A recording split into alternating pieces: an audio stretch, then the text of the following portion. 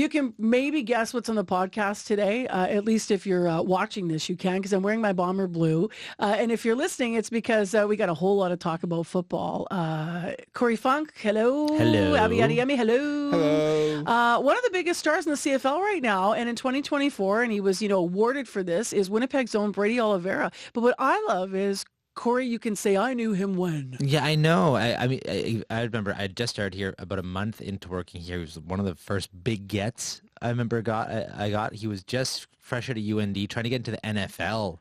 Actually, At the that's time. we had him on to talk about that, his hopes for getting into the NFL. He ultimately didn't, which maybe we're all kind of slightly grateful for here in Winnipeg to a certain degree. And it was pretty cool to see his trajectory since then, how he's now, Huge in some ways star. top of the league in some ways. Oh, he is top of the league. Not in some ways. We're gonna hear more about that on the podcast today and why. Abby, I don't think you're gonna add anything much to the game because you're not a really big football fan. I guess I'm just going to be cheering more like with my comfort food or comfort snack and just waiting for that big W. So I'm going to be making my favorite. It's the puff puff, some spicy chicken on the side and maybe a slice of pizza just to go with the game. So you're all about celebrating CFL and when it's Grey Cup season, but for you it's about it's about the snacks. Yeah. It's about the snacks. Does everyone know what puff puff is? That's maybe just in case people like listening to the podcast don't.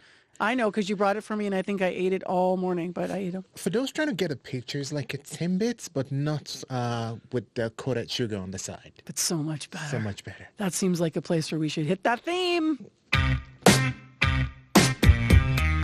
Okay, I know you're thinking we're going to have puff puff recipes on the podcast today, and we don't have that, but you can probably email Abby if you want it. We are going to be talking about Brady Oliveira, and why? Because he's a CFL's most outstanding player for 2024 and from here in Winnipeg. What is in the water at Oak Park High School? So many Bomber greats coming out of that high school. So we're going to hear more about that when we hear from him on the podcast today. In addition, the mayor of the city of Winnipeg's in the podcast, and not only talking about Bomber Blue and celebrating some of our local greats, but to some serious things today once again, because we got a chance to put some questions to him about what has been going on with road safety in this city. The city of Winnipeg has been literally studying road safety for pedestrians and cyclists to improve things since the 1970s. I have interviewed no less than 5 mayors about this, so can we please finally just get it done? Mayor Scott Gillingham coming up. This is Manitoba. I'm Marcy Marcusa with Corey Funk and Abby Adiyemi.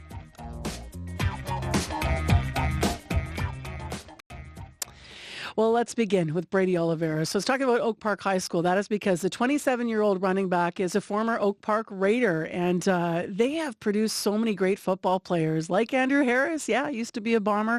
Of course, like Nick Dembski, also a current Winnipeg Blue Bomber. But this year, Brady Oliveira was really the one to watch in the whole league. He not only took the award for 2024's Most Outstanding Player, but for the second year in a row, he was named the Best Canadian, the Most Outstanding Canadian Player in the league. By the way, the first Winnipeg-born player to ever achieve that status. Here's a little bit of what he had to say about how his season's been.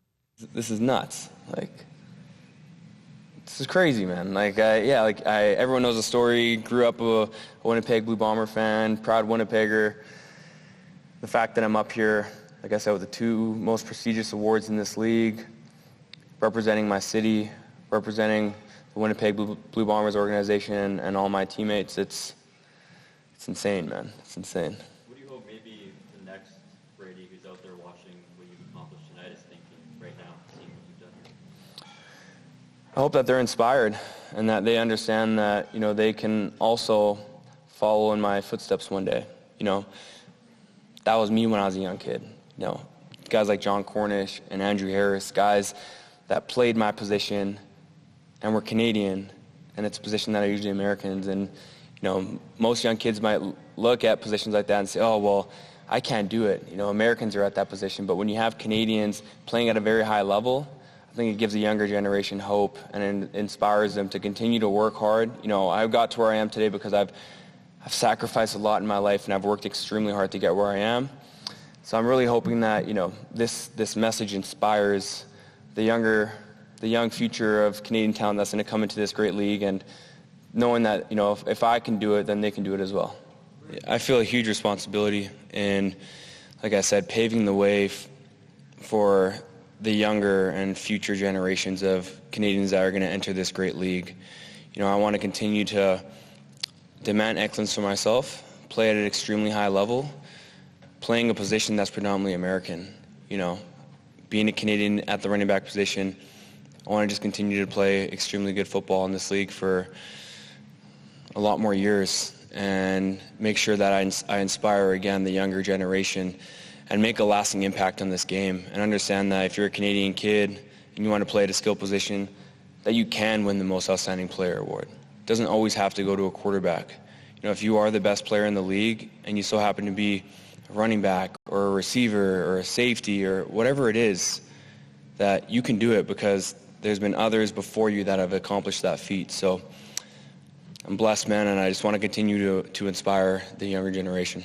Even having my name mentioned in the same sentence as those legends is bizarre to me, kind of. I still feel like I'm so young in my career. And especially a guy like John Cornish, I grew up, watching him play the running back position and him just dominating.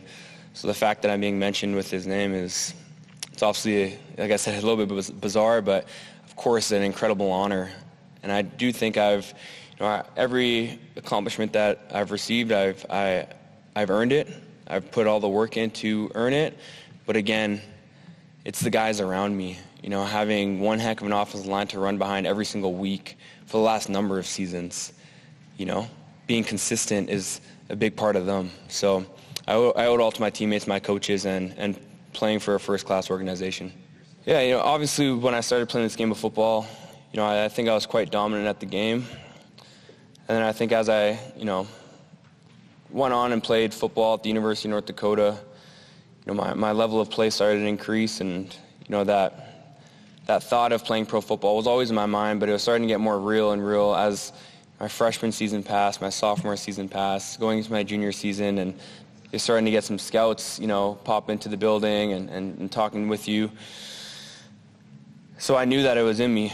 I always knew it was in me, but as my career started to progress, I think it could be something really special, and I think we're starting to see it. And again, I'm fortunate and blessed to be. I think I'm in a very amazing place in my life right now, with being in the position that I'm in, with an amazing organization and great guys around me. And I just want to continue to get better. And I hope, the last number of years I'm just getting started, and I hope I continue to, like I said, reach new heights. And I do think that sky's the limit for myself. Brady Oliveira, wow, what a season he's had for the Winnipeg Blue Bombers. I also got to mention, though, on the podcast, I can't let it go without talking about Adam Bighill. So this year, Adam Bighill for 2024 received the CFL's Tom Pate Award. And what I love about that is this is all about community work, and community work in our community where we live, because Adam Bighill in the offseason, when he's not on the field for the Blue Bombers, who doesn't love a good coach? He coaches flag football for Manitoba. For football in Manitoba. He also does some of the minor work as well as a tackle coach. So congratulations to him for all of his passion for the game. This is Manitoba, and the mayor of the city of Winnipeg is going to be on the podcast today. And that is because we really need some answers in the city about what is going to improve safety on our Winnipeg streets and roadways. We've had one of the worst years ever when it comes to pedestrian deaths and fatalities for those that have been cyclists in the city of Winnipeg. And quite frankly, they have been studying this since the 70s. So why can't we just make it better? The mayor's going to address some of that today, when we also hear from some folks that have been say it's a daily reality to get hit if you're walking in the city by cars. So he's going to address some of that. But first, as you're going to hear, when he showed up to talk to us, he was all in Bomber Blue. Of course, we'll turn to serious matters, but why don't we talk Bombers? What are you thinking listening to Brady there? Oh, it's so exciting. Congratulations to Winnipegger Brady Oliveira. I mean, every Winnipegger and Manitoban who's a Bomber fan is really, really proud of Brady. So to win Most Outstanding Canadian and Most Outstanding Player is just is exciting. It's kind of, I always find whenever we talk about Brady, it's kind of like when we talked about Andrew Harris back in the day. When they've got that high school connection, you just feel this extra sort of push of excitement when they do get honored in these ways. Exactly. And we've got such great players, local players, with Nick Dembski, of course, Andrew Harris, now he's retired. Yep. And Brady and some other players as well. So, but I know that this is really exciting for all of us that Brady won this, but all of us understand there's a big win yet to come, and it's the team win that we're looking forward to on Sunday. Now, you're going to be at the Grey Cup, I understand, Mr. Mayor. Yes, I am. I'm going to head out to the Grey Cup, head out to Vancouver just after the parade, the Santa Claus parade, which takes place and starts at 5 o'clock tomorrow. What's your bet this year? Is it a jersey bet?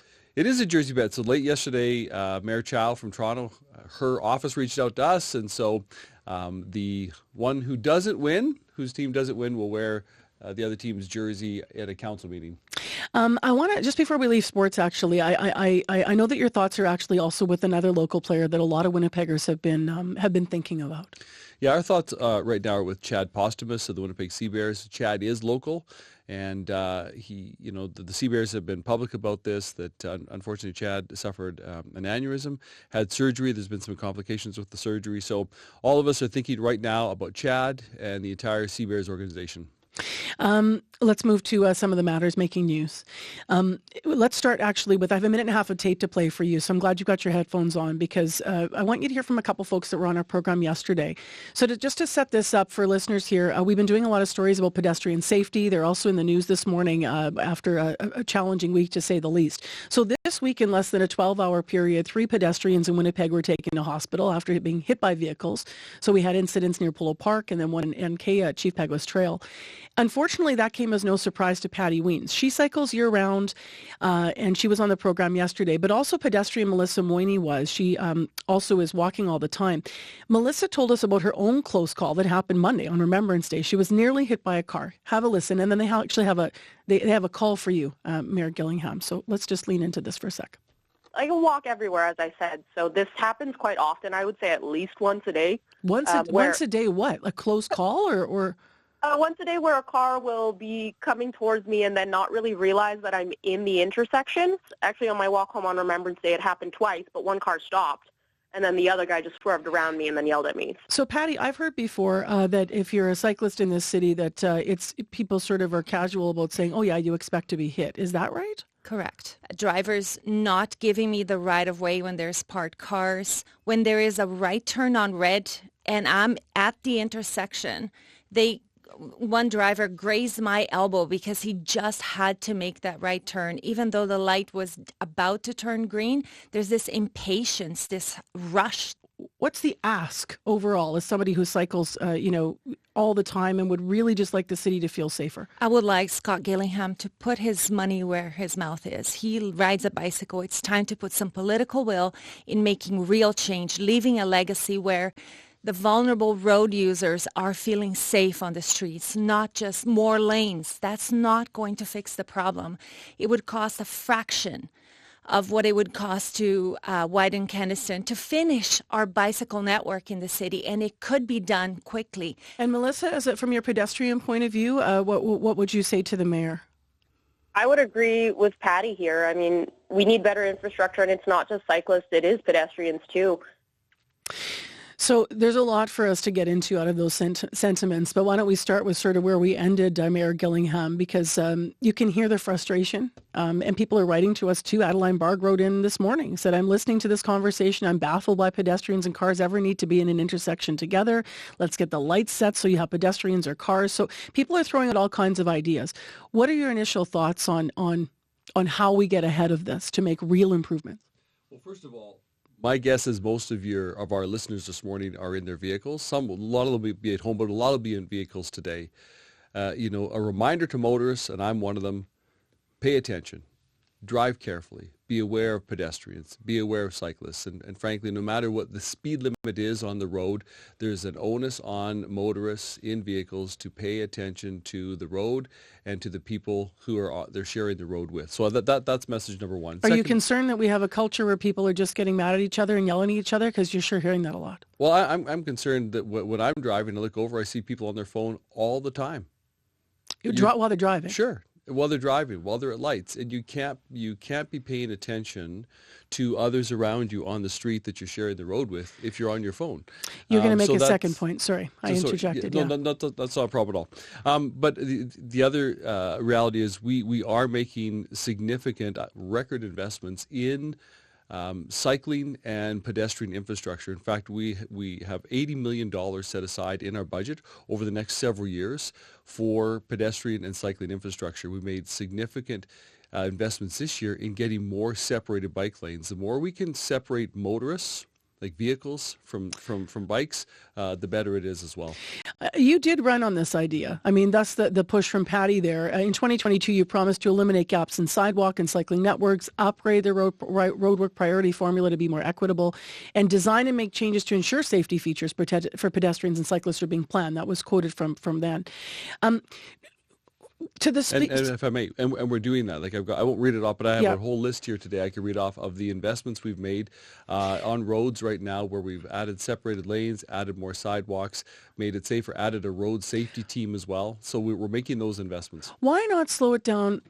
Period. Why not go to 30K everywhere? Because as I said, I mean, I have talked to. I looked back yesterday, Mayor Glenn Murray, Mayor Cates, Mayor Bowman, yourself. Like, we have been talking about this in Winnipeg since the 1970s about how to improve infrastructure. So if people are saying that speed is part of this conversation, the motion from Sherry Rowlands, the councillor this week, people yesterday saying, Patty's example was her e-bike can go 30. So for her, like, that's a significant thing that you would feel safer if it were slowed down. Is that a possibility? I was reading your Winnipeg Road Safety Strategic Action Plan. I know you have pilot projects, but are you considering citywide looking at slower speed limits like that? There is a report that has analyzed that's coming back. It's not ready yet, but it is coming back to take a look at the results of the pilot projects. We've done and are doing pilot projects of 30 or 40 kilometers in different areas of the city. I was part of one when I was a city councillor in St. James. There's an area there that has been slowed down to 30 in a neighborhood. And so we're waiting on that report to come back. And then we're going to have the broader discussion ultimately as a council and as a community about whether to reduce speed limits within residential areas. But we have been trying some pilot projects here, and whatever the outcome of that is, though, I think the message has got to be the same to motorists: is we are sharing the road with cyclists and pedestrians. So no matter the speed limit, that principle remains. We have to be aware as we're driving. Cynics say that part of why this hasn't happened in Winnipeg is because politicians, and I'm just going to say it bluntly, need the vote from motorists, and that we live in a city that has a lot of winter and we're primarily a car city still. And then that's why what keeps getting in our way of making the leap to be actually a city that has better active transportation routes and investments in infrastructure. What are your thoughts on that? Well, again, I would say I'll let the financial record speak for itself as far as how much we have and are investing in cycling. And Patty is right. I've cycled with Patty before. I'm a cyclist. I don't cycle as much as Patty does, but I cycle on a regular basis. And so I too have had incidents where it's close calls with motorists. But Patty wants you to say no to widening Kenaston and put money into spending all that on bikes, right? Well, the project, the Kenaston is a series of projects. First of all, including the largest portion of that is replacing the bridge over the Assiniboine, which must be done. There is work there that has to be done. So that's a non-starter. Taking the money from that for you. Okay. So we have to have that discussion, and that's a future discussion as well with the federal and provincial governments getting on board with that. But there is a report coming back that is analyzing speed limits within residential areas across the city. And that is expected. I was looking at this. I know there's also the establishment of a multi-stakeholder road safety committee. A lot of these were expected fall of this year. How close are we to having those things in place? Is that end of the year still? Yeah, I don't have the update on that, but I can certainly look for the update on that. How concerning is it for you that this is, people say it's a daily reality that they expect they're going to be hit? Well, of course, it's a concern. But I would say, once again, we're putting $80 million worth of investment into improving cycling and pedestrian infrastructure, adding more bike lanes. We've just opened bike lanes just recently throughout the city, including up on Keewatin, which really has a separated lane now where there wasn't one before, really improving the AT connection within the northwest part of Winnipeg. And there's some other investments as well that we've been making and will continue to make over the next several years, including investments in St. Boniface, Stradbrook and River, and Maryland as well. So it's making a difference. I want to touch on one other topic before our interview time runs out here, and that is something that actually our Winnipeg Free Press journalistic colleagues are reporting on this morning. So this is their report.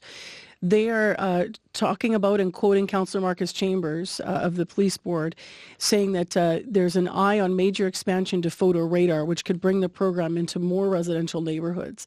Anytime you talk about photo radar in the city, people lean in and they want to know more. So what is your understanding about what is developing here? Well, making changes actually to provincial legislation is something Councillor Marcus Chambers has been calling for as chair of the Police Board, and I've been supporting him on that call because the legislation was put in place back in the early 2000s, like 2001, specified the type of equipment that had to be used in photo radar. Photo radar is there to improve safety. There's a lot of critics that say, that it's just about cash grab, yep. And I don't think we're ever going to convince people it's otherwise. But to me, photo radar has to be about improving safety. We've just been talking the last little bit here about road safety. It's about slowing people down for safer roads for everybody involved. So you would support an expansion if the legislation could change, and if this all happens, you would fully support an expansion? If it's for safety. I think what we need to know is we need to be working with, the city needs to be working with the province and MPI to get the data to see where the infrastructure, the intersections that are not safe, and identify those places as primary candidates to try to improve safety. And if using photo radar is a way to improve safety, then I'm all for it. But again, the legislation needs to change because the infrastructure or the equipment that's used is codified in legislation. And I'm quoting the line I used is, it would be like saying that we're only allowed to watch movies on VHS. Things have changed, so we need new changes in equipment to update the technology. How do you assess if it's for safety? Well, like you look at the actual stats at intersections in terms of fatalities, collisions and such, and measure that against photo radar having an impact? Because that could take a long time. To make that, effective data, you'd need a long stretch of data to look at. You would for sure need to use the data, Marcy, but again, MPI has some of that data. And so a better relationship, a good working relationship between the city and MPI so that we can understand as a city where those locations are that are the most problematic, that are the least safe intersections. There has been projects run before, campaigns run by MPI on 4 or 5 different intersections within Winnipeg where we know those are high collision areas. To me, those are a starting point. Let's use the data to locate and determine where we're going to place photo radar if it does expand indeed, and see the results from that to make the streets safer. Hi, my name is Vincent Campbell. I'm from the West End, and this is Manitoba. We're getting ready to wrap the podcast. We better bring the team back in. Our team, that is. Talking about football, I got it on my mind. Corey Funk. Hello. Abby Adiyemi. Hello. I got Puff Puff on my mind. Now I want that snack. Abby made it for us once. I seriously did eat probably 10 of those little balls of dough. You were going to take some home, but you almost finished it. That's because I know something about this West African delicacy. It's dangerously delicious, and it can be addicting. Looking at the basic ingredients, you have flour, sugar, yeast, water, salt. Oh, he is oil. giving us the recipe. Yeah, oil, and you can deep fry it. I love it. You just outed me, by the way. I don't know if I accidentally helped with that, too. My husband didn't really know I ate all the Puff Puff. Now he knows. And you can also get more details on our new CBC spin-off podcast called Puff Puff with Abby, which, as I say, it actually sounds like a cannabis podcast. It's not. It's about West African recipes. We'll have to work on that. This is Manitoba, everyone. Like us. And we'll talk to you again, right? Don't forget to follow and share. Pass the Puff Puff. We're obsessed.